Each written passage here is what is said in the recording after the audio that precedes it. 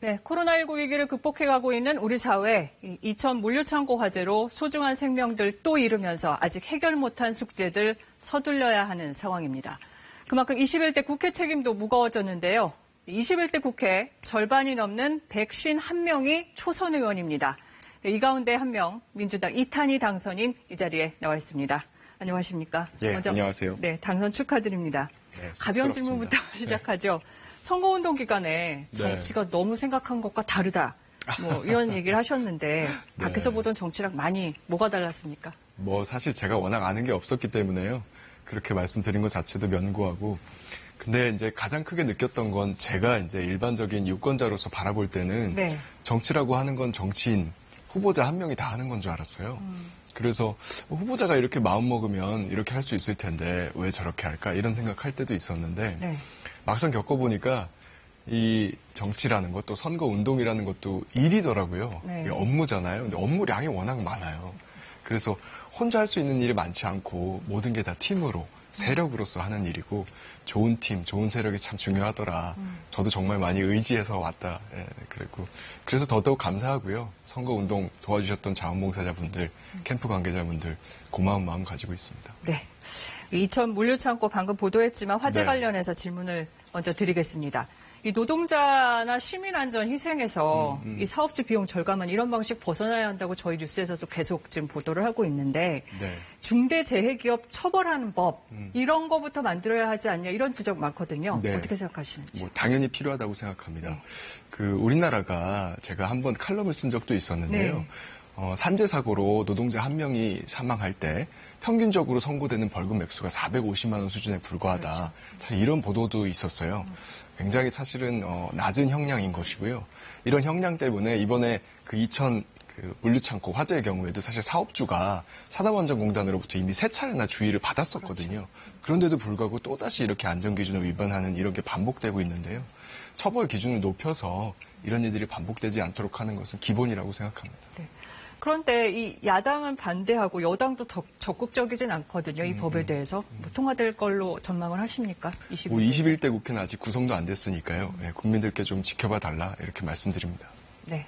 그리고 이탄희 당선인께 이 질문 드리지 않을 수 없죠. 사법농단에 저항한 판사로 처음 이름을 알리셨어요. 또 정치에 뛰어든 일성도 사법개혁이었는데 구체적인 방안들 좀 소개해 주실 수 있을까요? 제가 이제 선거운동 과정에서 최대한 구체적으로 여러 공약들을 내놨습니다. 지금 말씀하신 양형개혁법을 포함해서 이탄희 3법 추진하겠다는 말씀도 드렸고 또 법관 탄핵은 제가 사실 1년 전부터 계속해서 필요하다고 말씀드렸던 부분이에요. 이건 정치적인 이슈가 아니고요. 헌법과 직업윤리를 위반한 판사로부터 재판받는 것을 반대하는 것은 사실 진보 보수의 문제가 아니거든요. 보수라고 하더라도 사실 보수는 지키는 것인데 헌법과 직업윤리를 지키는 게 보수의 가치에 더 부합할 수도 있거든요. 그래서 직업윤리 위반한 판사는 탄핵을 통해서 파면하는 것이 꼭 필요하다. 이렇게 주장하고 있습니다. 근데 이 사법농단에 가담한 판사들 탄핵 추진하겠다 계속 얘기를 하셨다고 했는데 이미 추진하려고 했지만 잘 안 됐거든요. 어떻게 추진하실 계획이신지? 20대 국회 때 잘 안 됐었는데요. 구체적인 내용은 아마 찾아보시면 알겠지만 2개의 정당은 찬성하고 또 2개의 정당은 반대하는 상황이었어요. 지금은 당 구조가 많이 바뀌었기 때문에 의석 구조가 충분히 전 가능하다고 생각하고 있고요. 또 국민들께서 사실은 그런 것들을 포함해서 국회의원 소환제라든가 법관 탄핵이라든가 이런 공직사회의 직업윤리 확립할 필요가 있다는 뜻을 선거 결과로서 이미 말씀하셨다고 생각합니다. 그래서 충분히 가능할 거라고 봅니다. 앞서 질문과 좀 연결지어서 김명수 대법원장이 이끄는 사법부의 사법개혁 좀 지지부진하다. 여전히 기득권 지키려 한다. 이런 지적들이 있습니다. 판사 출신이시잖아요. 이유가 뭐라고 보시는지요? 이유는 정확히 알 수 없죠. 근데 저는 제가 계속 지속적으로 말씀드린 것이요.